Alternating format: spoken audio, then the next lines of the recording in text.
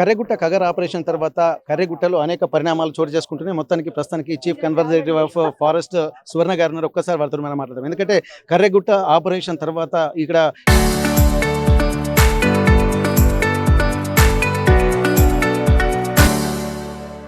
ఎన్నో అద్భుతమైనటువంటి ప్రాంతాలు ఉన్నాయి. ఈ అడవిని రేపు ఎట్లా చూడబోతున్నాం అన్నది కూడా మనం ప్రశ్నార్థకంగా మారుతున్నటువంటి నేపథ్యంలో సువర్ణ మేడం నమస్తే అండి. ఎట్లా ఉంది మేడం? ఇప్పుడు మొన్నటి వరకు అడవిలోకి రావాలంటేనే ఒక భయానకమైనటువంటి వాతావరణం, కానీ ఇప్పుడు అందరూ ధైర్యంగా వచ్చే విధంగా రోడ్డు మార్గాలు కూడా ఉన్నాయి. మనం వస్తుంటేనే ఆన్ ది వే చాలా బ్యూటిఫుల్ ఎన్వైరన్మెంట్ కూడా కనిపిస్తుంది. అట్లాంటప్పుడు ఇది ఒక పర్యాటక ప్రాంతమా, లేకపోతే ఎట్లా చూడబోతున్నారు ఫారెస్ట్ ఆఫీసర్గా? As a forest officer first ఫారెస్ట్ని ప్రొటెక్ట్ చేసుకోవాలి. ఫైర్ నుంచి, తర్వాత వైల్డ్ లైఫ్ మేనేజ్మెంట్ బాగా చేసుకోవాలి, ఫారెస్ట్ మేనేజ్మెంట్ బాగా చేసుకోవాలి. ఇక్కడ water feeds to Godavari river also. ఈ స్ట్రీమ్స్ అన్ని గోదావరికి వెళ్తాయి. మంచి క్వాలిటీ వాటర్ ఈ క్యాచ్మెంట్ ఏరియా ఇదంతా. సో ఇవన్నిటి గురించి ఆలోచిస్తూ ఎకో టూరిజం కూడా ఓపెన్ చేయడానికి మేము ఆలోచిస్తున్నాము, ప్రయత్నం కూడా చేస్తాము. ఇప్పుడు ఇది కోఆర్డినేషన్ సెంటర్ వస్తుంది. This is the first point. ఇంకొంచెం ముందుకు వెళ్తే వాచ్ టవర్ ఒకటి కన్స్ట్రక్ట్ చేస్తాము. ఇంకా ఈ రోడ్ వర్క్ ఇదంతా కంప్లీట్ అయినాక ఇంకా ముందుకి ఇంకా టాప్ పాయింట్ ఒకటి ఉంది. అది కొంచెం రోడ్డు డిఫికల్టీ ఉంది, స్లోప్ కొంచెం ఎక్కువ.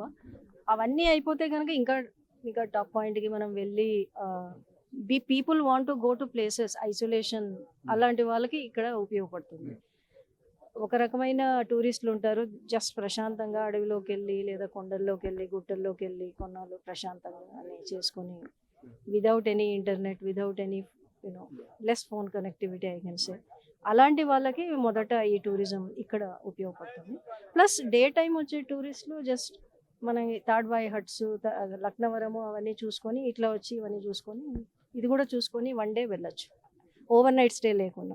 ఇనీషియలీ ఓవర్ నైట్ స్టే ఉండదు, తర్వాత ఫ్యూచర్లో చూస్తాం. ఇప్పుడు ఛత్తీస్గఢ్, తెలంగాణ రెండు ప్రాంతాలకు కూడా కనెక్టివిటీ ఉంటుంది. మరి ఇటువంటిప్పుడు మీరు టూరిజం డెవలప్మెంట్ చేస్తే రెండు రాష్ట్రాల కోఆర్డినేషన్ చేస్తారా, లేకపోతే ఇండివిజువల్గా తెలంగాణ ప్రాంతానికి చేసుకోవచ్చు? ఇప్పుడు డిఎఫ్ఓలు ఆల్రెడీ ఛత్తీస్గఢ్లో ఏ డిస్ట్రిక్ట్ అది, బిజాపూర్ డిస్ట్రిక్ట్ డిఎఫ్ఓ వీరు కోఆర్డినేట్ చేసుకుంటున్నారు. సిమిలర్లీ మనకి ఈకో టూరిజం పొటెన్షియల్ కూడాను ఇక్కడ నుంచి అక్కడ ఏదైనా ఉండే కొంచెం టెంపుల్స్ టూరిజం ఎస్పెషల్లీ అక్కడ ఏదైనా ఇంపార్టెంట్ టెంపుల్ ఉంటే అక్కడికి వెళ్ళి చూసుకునే అవకాశం ఉంది. ఇక్కడ వాళ్ళు వచ్చి సో వీ కెన్ ప్రమోట్ అది. కానీ eco tourism we have to see.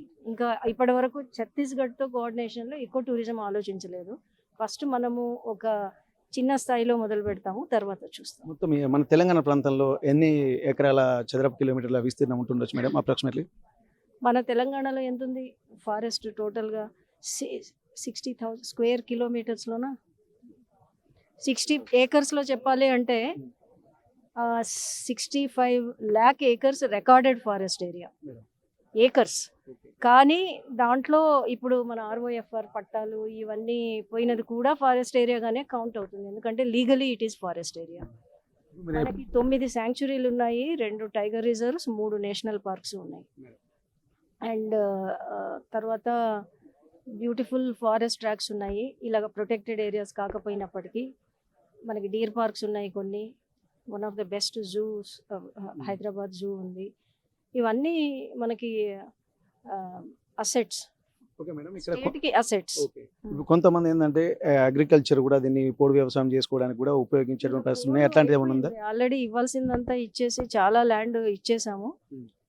ఇంకా ఏదైనా ఇంకా ఎక్స్ట్రా జరిగితే అది ఎంక్రోచ్మెంట్ కిందకే వస్తుంది. బట్ వీళ్ళకి ఎనీ ఆల్టర్నేటివ్ ల్యాండ్ అది చూపడానికి రెవెన్యూ డిపార్ట్మెంట్తో కూడాను మనం. టూరిజం ఎప్పటి నుంచి అందుబాటులోకి రాబోతుంది మేడం? ఎందుకో క్యూరియాసిటీ అనిపిస్తుంది. మేబీ ఇది రోడ్డు కొంచెం అవ్వాలి, రోడ్డు అయిన తర్వాత వస్తుంది. ఇప్పుడే మనం ఇది ఓపెన్ చేయలేము పబ్లిక్కి. ఇక్కడ ప్రస్తుతానికైతే ఇక్కడ చూస్తున్నటువంటి నేపథ్యంలో ఫారెస్ట్ డిపార్ట్మెంట్ అనేది ఒక ప్రతిష్టాత్మకంగా తీసుకుంటుంది. దీన్ని టూరిజం ప్లేస్గా కూడా ప్రయారిటీ ఉంటుంది. ఎందుకంటే అడవుల్ని సంరక్షించడంతో పాటు వాటిని అంటే టైగర్ జోన్, అలాగే ఇక్కడ డీర్ జోన్గా కూడా కొన్ని ఏర్పాటు చేయడం, మొత్తం 9 ప్లేసెస్ మెయిన్ సెంటర్స్ను గుర్తించి మెయిన్ ప్రాంతాల్లో వాచ్ టవర్స్ను కూడా ఏర్పాటు చేయబోతున్నారు. ముందుగా రోడ్ కనెక్టివిటీ వచ్చింది కాబట్టి పర్యాటకులు కూడా వచ్చేటువంటి అవకాశం ఉంటుంది. వర్షాకాలంలో మరింత అద్భుతంగా ఉండేటువంటి అవకాశం ఉంటుంది. ఇక్కడ ప్రస్తుతానికి డే టైంలోనే టూరిజంకి పర్మిషన్ ఇచ్చేటువంటి అవకాశం అయితే కనిపిస్తుంది. చాలా మంది దూర ప్రాంతాల నుంచి వచ్చి ఒక ఫ్రీ ఎన్వైరన్మెంట్ కూడా చూడాలన్నట్టు కూడా ఆకాంక్షతో ఉంటారు. కాబట్టి అటువంటి వాళ్ళకు ఒక వరప్రదాయినిగా ఈ తెలంగాణ స్టేట్కే ఒక పెద్ద అసెట్గా ఈ కర్రెగుట్టల్ని అభివర్ణిస్తున్నటువంటి పరిస్థితి. ములుగు జిల్లా పామనూరు నుండి కెమెరా పర్సన్ వంశీతో వెంకటరత్నం, RTV వరంగల్.